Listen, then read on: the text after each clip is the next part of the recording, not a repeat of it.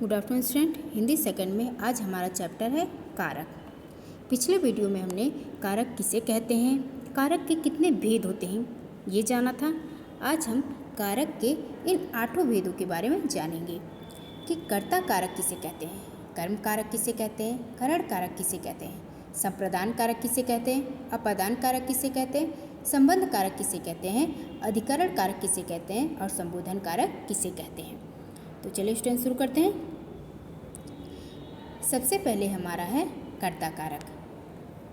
कर्ता कारक किसे कहते हैं? संज्ञा या सर्वनाम का वह रूप जिससे क्रिया करने वाले का ज्ञान हो उसे कर्ता कारक कहते हैं। उदाहरण के तौर पे पुलकित ने पत्र लिखा। किसने पत्र लिखा? पुलकित ने। नमन चित्र बनाता है। कौन बनाता है? नमन बनाता है। राधा ने गाना गाया। किसने गाना गाया?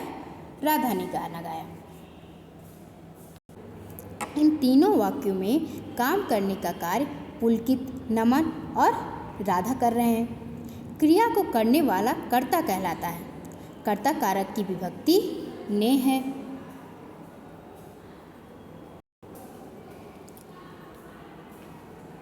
अब हमारा दूसरा है कर्म कारक। कर्म कारक किसे कहते हैं?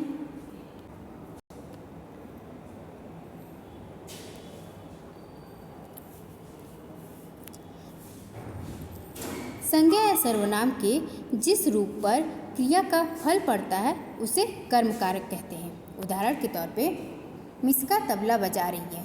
क्या बजा रही है? तबला बजा रही है। माँ बच्चे को पढ़ा रही है। किसको पढ़ा रही है? बच्चे को। यानी जिस शब्द पर कर्ता की क्रिया का फल पड़े उसे कर्म कारक कहते हैं।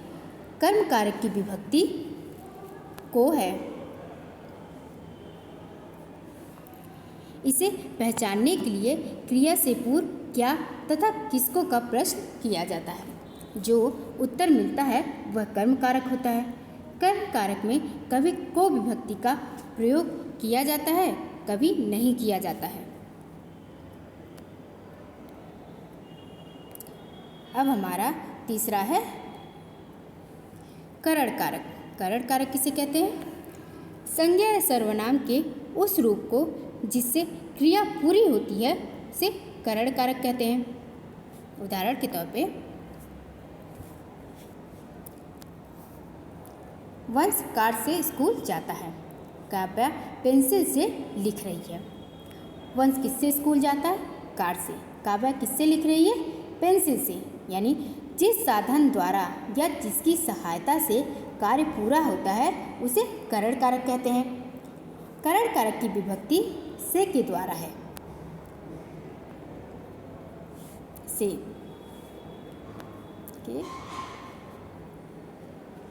द्वारा।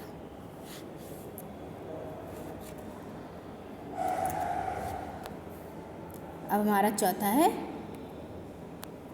संप्रदान कारक। संप्रदान कारक किसे कहते हैं?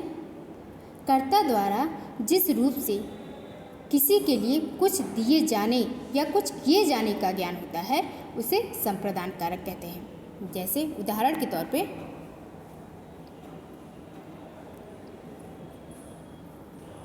माँ बेटी के लिए स्वेटर लाई।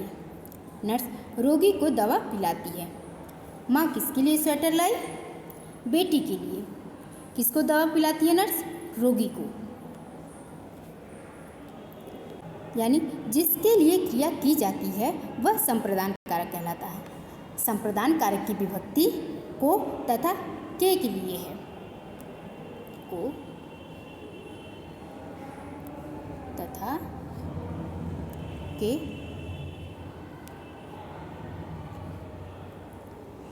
लिए है। अब हमारा पांचवा है अपादान कारक। अपादान कारक किसे कहते हैं? जिस शब्द से अलग होने का भाव प्रकट हो उसे अपादान कारक कहते हैं। उदाहरण के तौर पे छत से पानी टपक रहा है। किससे पानी टपक रहा है? छत से। पेड़ से फल गिरा। किससे गिरा फल? पेड़ से। गंगा हिमालय से निकल रही है।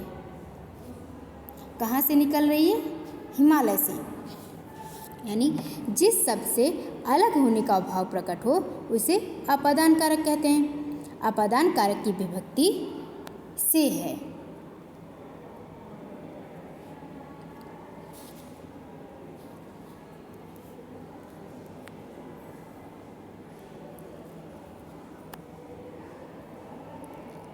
अब हमारा छठा है संबंध कारक। संबंध कारक किसे कहते हैं? संज्ञा या सर्वनाम के जिस रूप से किसी वस्तु या व्यक्ति के साथ संबंध प्रकट हो उसे संबंध कारक कहते हैं। उदाहरण के तौर पे अभिनव की पुस्तक मिल गई। राम दशरथ के पुत्र थे। अभिनव की पुस्तक मिल गई। किसकी मिल गई? अभिनव की। राम दशरथ के पुत्र थे। राम किसके पुत्र थे? दशरथ के थे।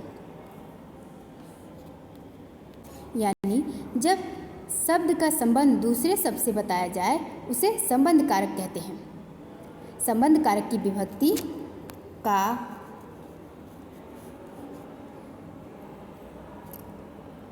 के,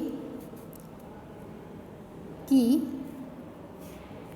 तथा रा, रे और री है।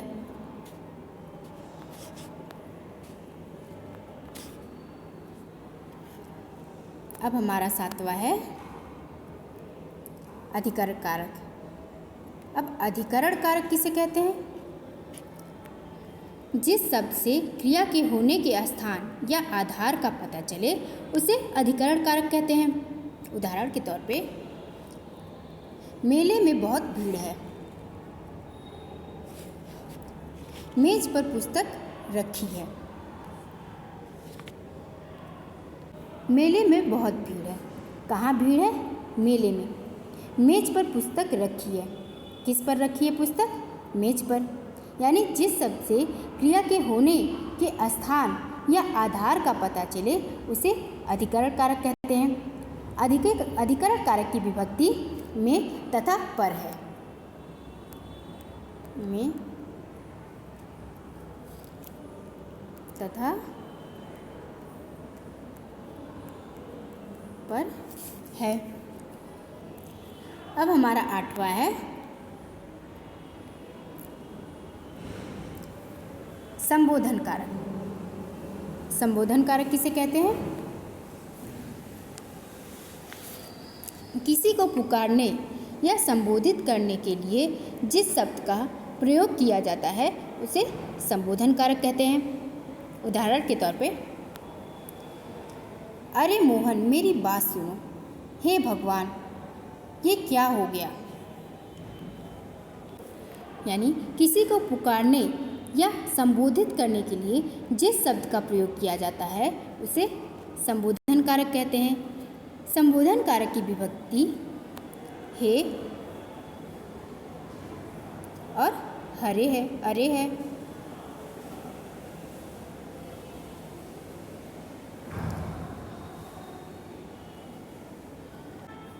वीडियो अच्छी लगी हो तो मेरे चैनल को लाइक और सब्सक्राइब ज़रूर करें।